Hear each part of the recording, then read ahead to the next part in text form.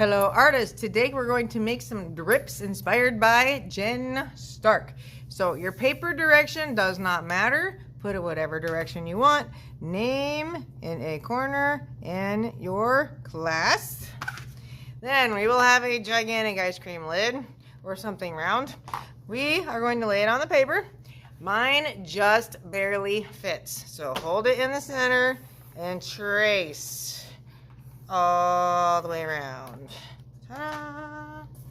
Next, we need to draw some drips. We are not drawing every drip right now. We're just breaking it up into sections. And remember, drips, think slime, wiggly, curvy shapes. Sometimes her sections would have zigzags. So I'm going to put a zigzag here.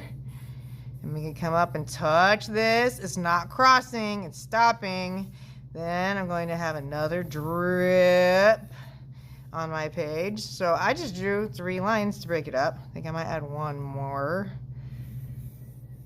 Right there. Okay, so I broke it into simple sections. They are not crossing over. They aren't going every direction on the paper. It's left to right with the zigzag or the drip.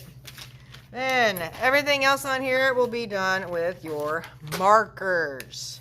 So I'm going to start by tracing the drip. It's best to work from the top down so we don't smear anything with your hands. So I'm tracing the drip. And then we copy the drip.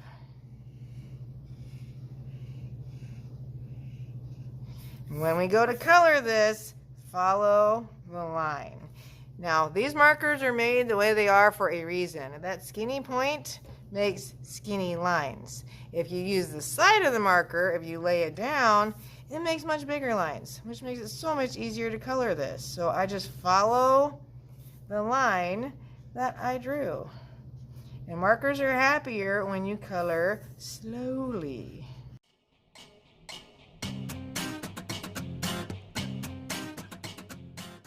Okay, my red is done and beautiful. And I want to continue this in rainbow order. Reason? If the colors mix, they will look good. So I'm going to copy this drip the best that I can.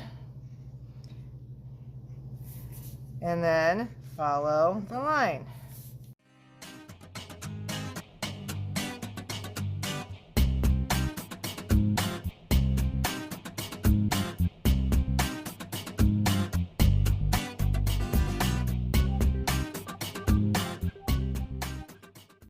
Okay, this section complete.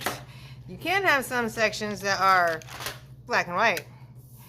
So maybe I want the zigzag to be black and white. So I will start with tracing the zigzag.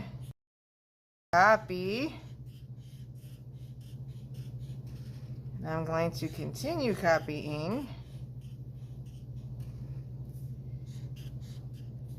And when I hit something, I will just pretend the line keeps going. I will bump and jump and pretend there's nothing in the way.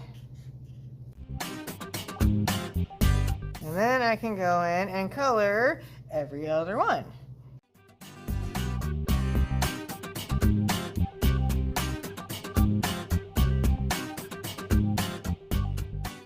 If you have an accidental whoopsie where there's a line that's colored incorrectly, we can just add an extra in there.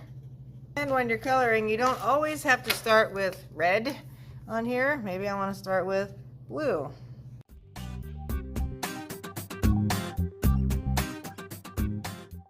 Alright, in this little space that's left, I'm going to pretend I have another zigzag. I want to make sure my drip lines still show, so I'm going to go back with a black.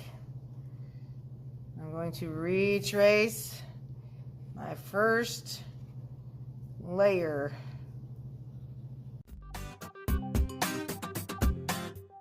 Once that cleans up any messy edges and makes it look a lot nicer.